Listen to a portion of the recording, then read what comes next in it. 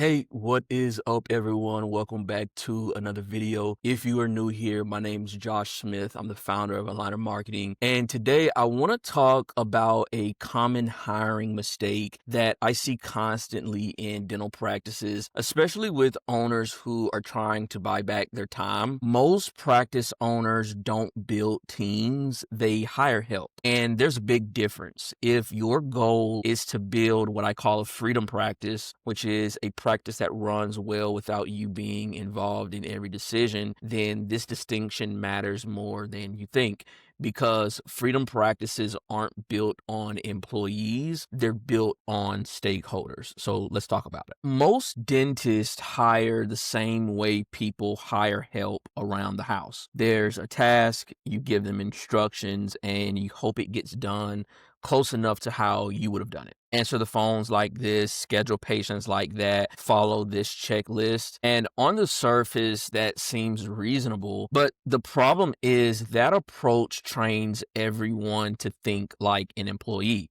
So they clock in, they check the box, they wait for direction, they clock out, and they collect the check at the end of the week. And then there are owners who get frustrated when the team doesn't take ownership. But what you have to understand is that ownership doesn't just magically appear. It's shaped by how you lead. If you treat people like task rabbits, don't be surprised when they act like task rabbits. If every decision has to come back to you, your team learns something very quickly. Autonomy isn't rewarded, it's punished. If you never share the mission, never explain the vision, never talk about what success actually looks like, then your team will just assume they're not here to build something, they're just here to do a job. And that's exactly how practices become owner dependent, not because the team is lazy, not because they don't care, but because they were never invited to care. Now, let's define the difference. Employees wait to be told what to do. They focus on inputs, they complete tasks,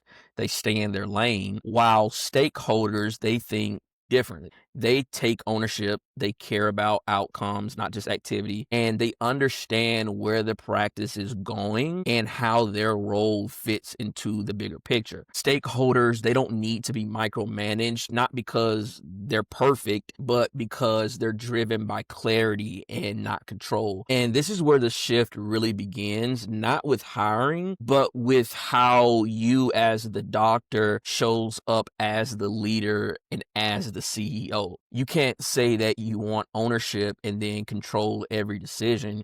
You can't say you want initiative and then shut it down when it shows up imperfectly. You can't say you want leaders and then only reward obedience. Your team will always mirror what you model, always. Now, here's something that I want to clarify. Creating stakeholders doesn't mean giving away the farm. Okay, it doesn't mean handing out equity. It doesn't mean losing control, and it doesn't mean chaos either. What it simply means is inviting your people into the why behind the what. It means building culture through clarity. It means replacing supervision with systems and motivation with alignment. So when your team knows where the practice is going, how you define success, and what winning looks like in their role, they don't need a manager. What they need is a map. Now, where most practice owners get it wrong is that they think that freedom comes from hiring more hands. But leverage doesn't come from a specific headcount. It comes from having people who think and not just do.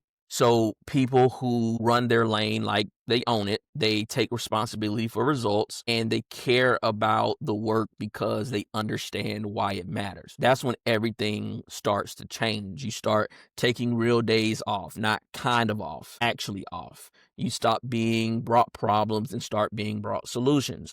Your team stops asking, well, what do you want me to do next? And start saying, here's what I'm thinking. What do you think? The energy of the practice shifts. It shifts from compliance to commitment. And what's going to happen is one day you're going to have this realization that you're not the bottleneck anymore. You're not the hero. You're not the only one who gets it, and that you're surrounded by people who move the mission forward with or without you. That's not just leadership, that's leverage. And for a lot of practice owners, that's the first real taste of freedom they've had in years. So that's all for today's video. If you found value in this video, please like, comment, subscribe, share it with a colleague who might need to hear the same thing, and I will catch you in the next one.